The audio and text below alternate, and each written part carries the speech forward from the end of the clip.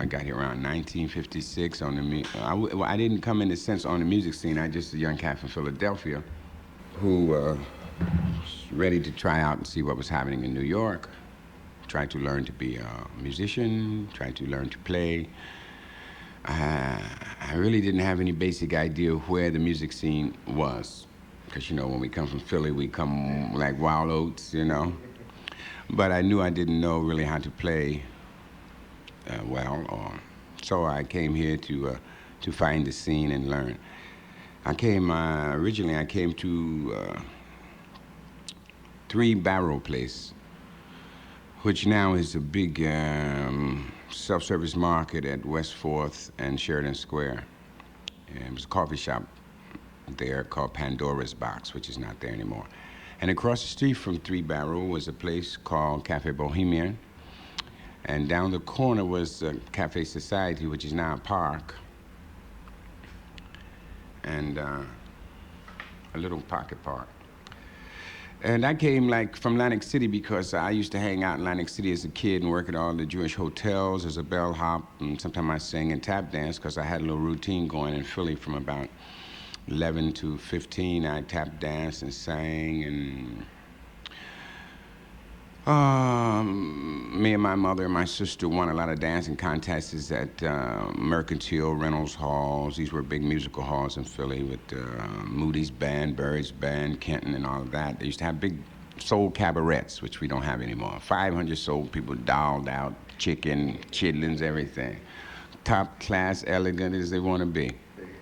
And the bands used to play 2 bands a night. The floor was waxed. If you couldn't get on the wax floor, sit down.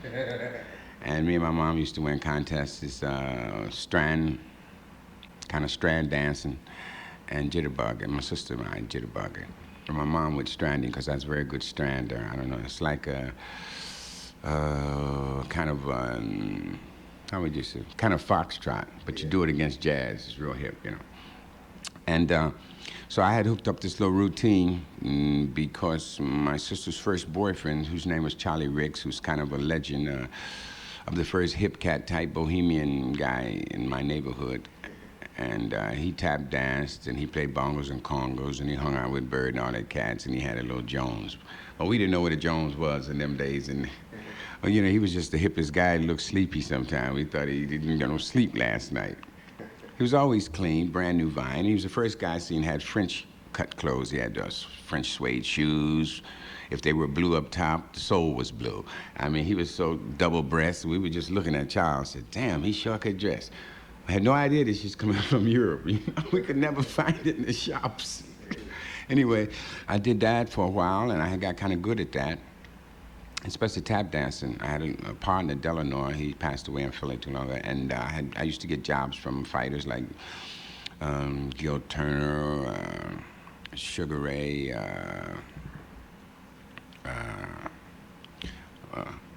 Skinny. Better say Skinny. Leonard was his name, but it wasn't the Leonard we know. And you know, and we used to be hired and to do the act we had. Anyway, I got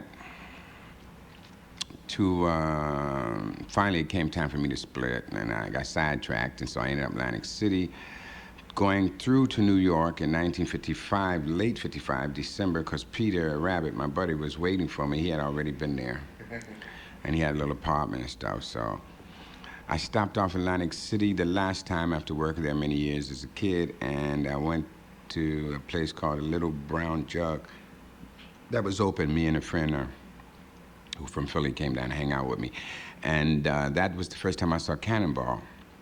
It wasn't as big as we know him to be in the end, but he still had his little problems to see a pretty girl miss the note. You know, he still had these problems. I think that was the debut of the problems.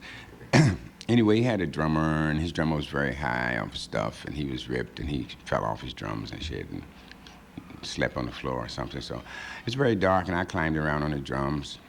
Really, it was the first time I got a chance to play with any professional guys, and I kept some time, just some time, very fragile time. And they was happy to have somebody keep some time in this joint. And so I came back the next day, and then after that, I went on to New York, and I showed up on Barrow Street. And the first time I was on Barrow Street, I got some of that New York Thriller, and I was really smoking. I said, Jesus, just go to New York for the Thriller. Go back to the little town afterwards and sleep, you know. So anyway, I was standing outside this place. I didn't know it was Cafe Bohemian in the sense of how great a place it was. And I heard Miles and J.J. Johnson, and I think it was Percy Heath or Blakey. I think that was the band, something like that. But I thought it was a jukebox. And I was outside smashed, and I said, boy, that's a hip jukebox, you dig? And they opened the door, and the music came out, and scared me. I almost had a heart attack. It was real, live. And I said, damn, I thought, in Philly, we heard this guy on a record. This guy's alive. We thought, in them days, people played on records were ghosts or spirits or something. We never thought they were flesh and blood, Yeah. And so I didn't go in. I didn't have the courage to go in, but I knew the music's here. It's not just on records. And from that, I left Pete's Pad because his place got crowded. I mean, really crowded. That's the first time I had ever seen young white girls sitting around in their slips. It's just between you and me rolling joints. I never seen no shit like that in Philly. It scared me to death. I thought the whole police force was going to come through the window. And Pete said, I looked real square. He said, well, you sit down and stop worrying about shit. You ain't in Philly, And I was, oh, boy, I got to get out of here. So anyway, eventually I left Pete's Pad. And upstairs was where Jackie and the Bird lived. And the Bird had just died. Actually, he had the room when he died, but he died somewhere else. And Jackie was there because one night I was sitting there with my friends trying to enjoy myself. Always a nervous wreck because there was too much shit going on too fast. I was always waiting for, it's Philly style, But he said, ain't nothing gonna happen. This is New York. I couldn't get that in my head that this don't happen like this in New York with all these white folks and all this sick shit. Well, anyway, I ain't even been around three pretty white girls all my life in Philly. I was, God, look at that bitch. That was old hat to him. He did, get her into the girls, And then we opened the door. We hear some footsteps. So Pete said, Sonny, get the door. So I cracked the door. It's Jackie. He's looking. This is on the door and shit. I almost fainted. I said, Jackie, clean. And he was like, it's me, wow, or something. And it was coming from there. So we gave him them time we had this roll on. We get a little handful. He was soon, he was gone. That threw me off because I thought him Bill Hartman records and all that shit. Anyway, I moved out and I just walked out one day. I was too scared all the time. And I was looking square, because they was used to it and I was always looking square and shit, being afraid. And it takes a while when you're from a little town with that kind of swift kind of living, And I went to fine art school. I could paint, I played chess. That's why I came there. I thought I was ready for Greenwich Village, sit in the park and play chess with strange guys and all that shit. So when I left, after about a week, somebody sent me over to the Greenwich House, which ended up, the Village Gate, that building there. And it was about 59 cents for kind of a room. Wasn't really, it didn't have no top to it, but it was a bed in there and stuff. And it was nice. One time that was a great men's hotel. They had a gigantic swimming pool, which didn't work now when I was there. They had a great gymnasium and restaurant. The restaurant was on the fringe of closing because food was not happening. And one side between on Bleecker side between Thompson and Sullivan Street was the greatest library you could ever see. But the books was locked up in the big cabinets, dirty and shit, and every now and then they'd break something and I'd get one out. So it was a fantastic place. It had a mezzanine. It was beautiful inside, It was a very beautiful place, just for men originally, not a bum place, which it eventually. But I ran into some old elegant cats and they explained that they were lost, they were bankrupted and they'd been there for 30 years and all that shit. Anyway, that became the Village Gate. And at that time, which you don't like me to say, but at that time, R.D. Lugoff had a paper stand, a newsstand. Me and Cecil used to laugh at it and shit. Anyway, he called me a lie one time at a debate when I said that. And Ray Sheehan was on the board. And I said, well, I've been knowing you, Mr. Lugoff, a long time. Since when? He says, well, where is since when, Sonny? I said, since you had that newsstand. He said, you're damn lying. It was like 300 people. He poured a glass of whiskey, and I started laughing. Everybody started laughing. So why you pull the cover off him like that? I said, I didn't even say that to insult you. I just mean, you've been here a long time. Then he sat down and looked. Hey, remember that shit? Yeah, I remembered you, man. Okay. Because at that time, when I got the little hotel room, I hustled up a gig across the street, an Italian barber shop, shining shoes and brushing off the gangsters, and they had a whole little thing there. And then when I left the Greenwich house, I moved over on 3rd Avenue, and another bum house was a little more, I don't know, it was a little bum hotel on the Bowery. And while I was staying in this bum hotel and working at the barber shop, still practicing, also I was trying to be a playwright, and I wrote 2 acts to a 3-act thing, and I was going to a little hip place called Johnny Romero's on Minetta Lane off of McDougal. And I met Barney Hamilton, Chico Hamilton's brother at that time. He was an actor and studying acting, and him and his wife Maxine ran the kitchen in this little place. And incidentally, the man who owned that place, Johnny Romero, I've known him all my career. He just died in Paris about 2 years ago. And that was one of the few places that people could interracially meet and get to know the education and history of each other in a sense. Because I think the whole basic difference is people is the education and not so much the color. Because if they raised all the white people the same way they raised us, it would be no difference. And that's on the simple side. White people are just raised different, so that makes them more white. But if they're raised right next to us, from little kids up, we don't even think about it. Sure. It's the education. Okay. Now that came up, and you see, the reason I just said that's a little small preface, because that part people don't know about me. They don't know after that 3 years I played with the beboppers. I was lucky enough to play with Jackie, Donald Byrd at Sessions, Duke Jordan, before I started with Cecil. And I started with Cecil after that in 1959. Well, that period, like I say, when I came off the Bowery, I moved in with a friend on 12th Street, and then I looked up and got a coffee shop between 2 guys who, and I ended up, it was my shop, and I started to go to Harneff's music school about 3 months before that, taking courses in bass and percussion. And so when I got this coffee shop, I became a little more affluent with money. Because I was 21, I was coffee shop owner. Matter of fact, I was the only young black coffee shop owner up to today in Greenwich Village, because I just came from down there. Matter of fact, I went back and looked at my old restaurant, and it's a fantastic joint. Oh, it's terrible. And I went inside, and I saw the manager, and he said, "Can I help you?" I said, "Yes, I'm the original owner. I opened this place." He said, "You did?" I said, "That's right, 31 years ago." And he said, "Well, sit down," and we talked. And he said, "That's right, this and that." I said, "I just wanted to see what my place looked like after 32 years. This little nigga had this joint." Yeah, I was the only one to have it.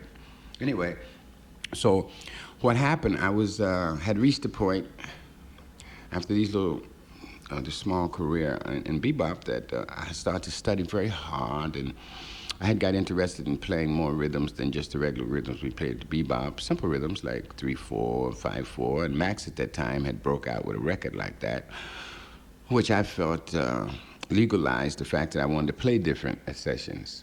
But the cats just, want to keep blues and don't play too much and just keep the simple time. So accidentally at a session, I met Cecil, and that began our association. And from that association, when we first started, we were playing kind of a hip bebop, because Cecil was basically a bebop musician who began to be more experimental and finally avant-garde. He had the knowledge to be a classical musician, but he used it in his way to make his statement, like Herbie Nicholas and like Monk. So that's what he wanted to do. That's what he did. He found me as a drummer accidentally at a session, and I found him accidentally, and I was searching, and he wanted to change up what he was doing. And I didn't work with him for a year after that, but we practiced together a whole year in his loft, just playing what was, to me, the debut of what new music became. And Then we started to move around Greenwich Village. No one would hire us because at this time we were really experimenting with the music, me, Cecil, and Jimmy. And then a few places on the village who were bohemian, more open-minded, more artistic places would let her come in, but we'd make $1, $2 a night, so it wasn't about money. And then we got a gig that was on time. That was at the old Five Spot. We was there for 3 weeks with the band of me, Archie, Jimmy Lyons. Archie just joined the band, which I was inspirational in doing. Helping, because I knew Archie and Cecil didn't. I knew Jimmy Lyons and Cecil didn't. These were guys, friends of mine, so it was just me and Cecil originally, and Cecil wanted to put a new band together, and so I found some friends who were fresh. Nobody knew them. They was trying to get their stuff rolling. Who was Archie and Jimmy Lyons? And so I got him to come with the band. Henry was already 100,000-time professional since 16, Benny Goodman, everybody, so he joined the band too. And I've been knowing Henry almost half my life. Yeah, so Cecil had a very hip band at that time. And when we opened up there, John, Eric, they all came and picked me up on their shoulders and took me across the bar. I was so happy as a young cat. Just the fact that these suckers would touch me, they didn't even have to move me. I was fainting, and they didn't know I was just, Anyway, it gave me a lot of encouragement that they liked what, they already knew Cecil and Henry, but they liked what me and our other band was trying to do together. And at that point, too, I was trying to figure out what the hell I was doing, but it was a momentum going that I was going with, a spiritual momentum, and technically I didn't really know because my technique was limited, but I had just enough technique to continue studying. So I was studying hymn holds, boulez. I studied a lot of avant-garde percussion, more or less the tone of percussion. And I was able to experiment and use those things with Cecil where I couldn't use with someone else because they didn't have enough open format to experiment with. And so the band was very hip, and then we kind of caught on, and didn't get a lot of work, but then some great cats, as I said, John was already interested in avant-garde way back in '59, but now I say the word avant-garde, but and playing more. And he had something in mind when he got that band with McCoy and Elvin, because everybody's on the scene before John put that band together, playing separately. And McCoy had played with John in Philly, but that was John's way with that band. I'm starting his way out shit. People, because he was swinging, people still thought it was swing, but that was his first step that direction. And then I sat in with him about 6 times, and Albert sat in with him, and he already liked Cecil. So the three of us was really instrumental in John's love and development. Yeah, it's true. And but anyway, as it goes, how we ended up in Europe was that something became very mysterious and sinister about our time here. Like I was followed a lot, and gangsters pull up in front of my door when I was living on 12th Street and get out the car and come up and look for my apartment because it was on my floor, but they didn't know. And then Cecil got both his wrists broke on 6th and 1st, and they hopped out the car, picked him up, about 5 cats, and slammed him against the wall, the floor, jumped on him, everything. But he recuperated from that after 2 or 3 different operations, because when we arrived in 1962, it was Eric who had made a joke and said to Cecil just before we left that they finally chased y'all out of town. Come back sometime, and we was laughing about it, me and Cecil, because Cecil was saying, well, it was Bernard Stoneman who come up with the tour, and none of us had ever been to Europe. And new music had never been to Europe, so we actually took new music to Europe, even for the great European avant-gardists today. That was their inception as we came through. And avant-garde music started in the northern countries of Europe. Sweden, Oslo, Sweden, and Denmark. It was nowhere in Europe before that. Everything was basically in the tradition, and no one even wanted to try nothing. Yeah. So they had warned, we couldn't get no more bookings but there. So anyway, we opened up in Norway. It's very strange. Anyway, when we opened up the first set, nobody knew what we were playing, but all the hip musicians, downbeat winners and shit was there, Norwegians and shit, you know, they was hanging out eating in the cars, and they was, hey, you know, they bring big welcome. You're here, welcome to Norway. They had no fucking idea what we was gonna do. And then when we hit it, bash, the people danced the first set, because as Europeans just got a lot of emotion, and the musicians was in shock that was listening to it, because it was a little different then. It wasn't the total freedom that we are, because we still was playing Lena and certain tunes, you know, like you hear on that Montmartre Records. Yeah. Sort of aheads he was playing, you know, and you could hear the beginning and the middle and the end. Yeah. And I mean, Jimmy it was funny, because I said, Jimmy, he saw, I said, well, I almost stopped playing. I never knew nobody could dance at avant-garde. But they such hip people that they rhythmically had worked it out, man, and they was coming out on the beat. We was avant-garde, and they was coming on avant-garde beats, you know, and it was heavy. Cecil was just laughing and playing. And then the second set, of course, they hit them, bash, and they didn't dance. So after that, we moved to Sweden, and in Sweden, the same thing happened. It was that transition of the people and the musicians, not hostile at all. It's like they was waiting. And that's where I met Albert. One night, we was at the Yulin Circle, the Golden Circle, and Albert was there with his old lady, Helen, who was, she had an orchestra, a female orchestra in Sweden, very nice lady. And so he came over to me and Jimmy, because Cecil was in the back, and he said that my name is Albert Eiler. I've been playing in the Black Forest for about a year. I've been waiting for you spiritually. I heard you before you came and blah, blah, all this good spiritual talk. So me and Jimmy looked, you know, we New Yorkers, we were saying, what is this motherfucker? Anyway, he said, can I play? I said, well, it's not, you know, me and Jimmy couldn't tell you if you could play Cecil. So he said, okay, so I asked Cecil. Cecil said, oh, what's his name? I said, no, I don't want nobody to play tonight. So I said, well, the man don't want nobody to play tonight. And Jimmy said, yeah, you know, but we was as much leader of the band as Cecil. We were just giving our respect. So we said, go get your horn, okay? So he split, and he came back. I remember he had that green leather suit on and his white beard. Me and Jimmy was saying, who's this cat, man? You know, he had an aura about him, though. He had that aura about him. And that's why we told him to go get his horn, because that aura was there. Cecil didn't give it a chance because he was in the back.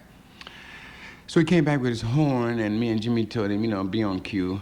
Cecil didn't have no idea, and he was playing, grooving, and we give him a nod, and he came up, blah! And Cecil must have jumped an inch off the piano, just an inch. Not out of fear, out of surprise. And Cecil played his ass off.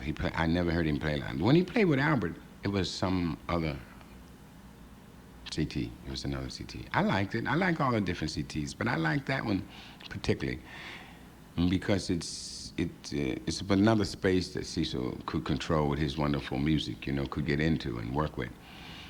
But I don't know how Cecil really felt about that, because at that time he was a very, very, very private person, you know, and the band was like an extension of him, you know.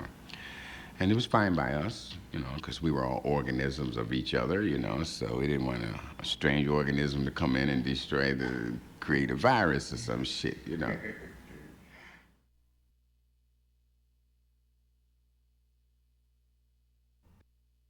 So I invited him to do his own session as leader, and it was an afternoon session, and I recall that Jack Corsiel joined him, along with Byard, Jack Graham.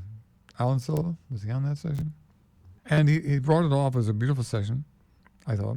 And I intended to record Jack Corsiel, but as a year or two went by and the ESP was going down the drain, it was closing actually, and by 74, when we were to do it, we were folding.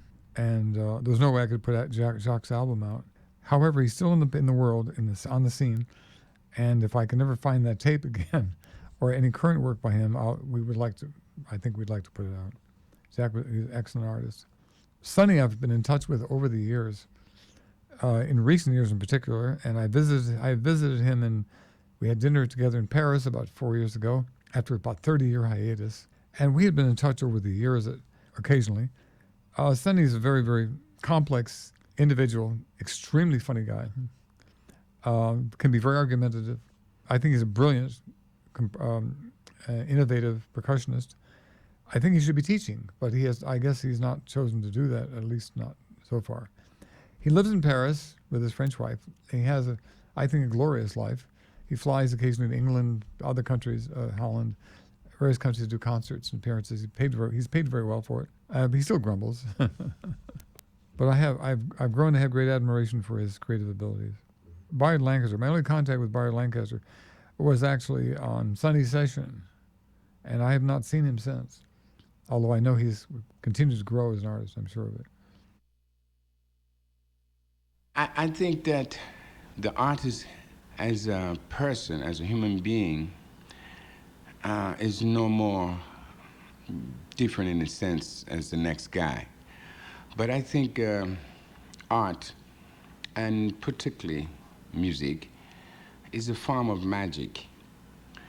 And I say particularly music because if you go into a church and they usually use music in the church or with the service, and that whole ritual concept, the music seems to be part of the lethargy that happens. It touches the spirit and picks people up. And not music just instrumentally, and the voices, and the movement, and the whole thing in the church is a rhythmical music happening. It's not silence. It's language. And it's been copied from the Baptist right on to Catholic and Protestant. They have their kind of little stuff with the Bach chorals and etc. But the point I'm making is that you can have different churches, and I noticed this about 5 years ago. You can have different churches of every nation of different religions, and each person goes separately, and seldom you see them mix that. But you go to a club and you'll find maybe 2 or 3 people from each one of these denominations listening jazz. So this music is a commoner for spirituality. There's a common spirituality in this music. And also musicians, I could say artists too, but I know from musicians' life, musicians get caught up in being a musician because we don't know from a can of paint when we begin what will happen to us when we buy a little horn when we're young or try to learn to play it right. But what happens is like happens with anybody. It could be a guy that's a painter or writer. You want to be better at it. And if you sketch, you want to be better at it. And so in order to be better at it in this business, you have to move more into the social thing of it, which is is engaging to your personality. Say you may come in a very naive guy wanting to learn music or congos or bongos. In order to, when you touch any professional side of it, there's a lifestyle with that already before you got there. So as you continue to play better, you get kind of locked in and trapped into being a musician. You get a choice down the line, or you want to be better, or you just want to quit and become something else. But usually at that breaking point, if you go into being a musician, then you're going to be dealing with magic. And you don't know this. The next thing, you are playing with other musicians and you see now this is a form of communication that you can have something to say without a word, and so it's a form of magic. Now, when you go play somewhere, and when you play somewhere, it becomes obvious because after you play some tunes and play for an hour or so, you see how people are affected. What you do is very effective on people's spirit, mentality, and so. So then you can stop playing after the gig and you're no longer a magician. You're another person at the bar after the gig with friends saying, I enjoyed, what they're really saying, I enjoyed the magic you created. Welcome back to sit on the couch and have a cup of tea. Mm-hmm. And so I think the fear of this has been, the fear of musicians having that kind of control has always been fought. Say, for instance, if you were in the Baroque times, the musicians were either thought to be just stupid idiots or they were treated as elegant expertise for something, classically. Mm-hmm. And so they showered blessings on them because they were very rare. The ones that could entrance you could, even, rich broads and castles would go get the musician, and dukes and earls would want a cat who could touch him because it was the only thing possible to touch this motherfucker. He done killed 9 million cities or something, so Anyway, so music had that force.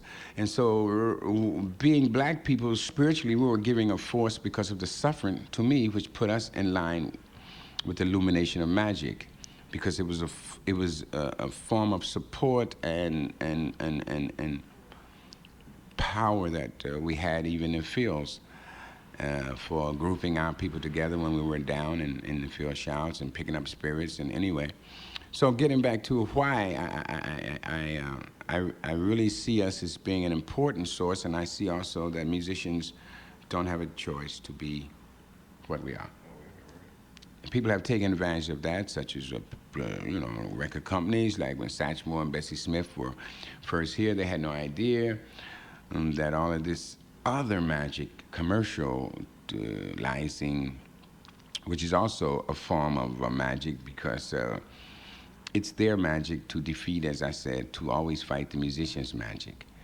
And so in that battle, we lose because they bought and sold our magic. And eventually, the popularity of the magic that black musicians create influence people all over the world to love the music, but we have never gained from it. And I mean, some of us have, but that's normal. Some of us have profited, but that's the way the system is set, that some of us should profit so that the others will have courage to continue in the music. And John suffered also in the final 4 or 5 years. He suffered because he stepped into that pure realm of magic. He always created magic, but he stepped into the eye of the magic, which is avant-garde music. And the thing that we as musicians have to continue to do is continue to be more forceful, continue to create young musicians. And I see in Europe that the magic of a musician can give him a wonderful life. Yeah. He can support his music. And here they take, when you lose your magic, you die.